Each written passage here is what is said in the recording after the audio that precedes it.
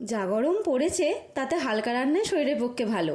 তবে হালকা বলে ভাববেন না স্বাদের সঙ্গে কোনো কম্প্রোমাইজ হবে। আজকে বানাবো সেই রকমই একটা রেসিপি। প্রথমে কাতলা মাছটায় নুন, হলুদ গুঁড়ো, লঙ্কা গুঁড়ো মাখিয়ে নিলাম। এবার একটা মশলা রেডি করে নেব। তার জন্য নিয়ে নিলাম আদা রসুন বাটা, হলুদ গুঁড়ো, জিরে গুঁড়ো, ধনে গুঁড়ো, শুকনো লঙ্কার গুঁড়ো আর কাশ্মীরি লঙ্কার গুঁড়ো। এবার অল্প জল দিয়ে সব কিছু ভালো করে মিশিয়ে নিলাম। তারপর কড়াইয়ে তেল গরম করে মাছগুলো উল্টে পাল্টে লাল লাল করে ভেজে তুলে নিলাম।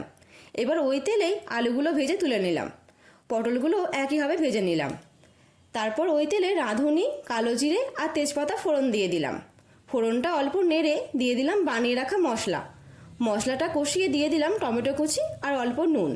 টমেটো গলে গেলে ভেজে রাখা আলু আর পটলগুলো দিয়ে দিলাম। সবজির সঙ্গে মশলা ভালো করে কষিয়ে দিয়ে দিলাম জল।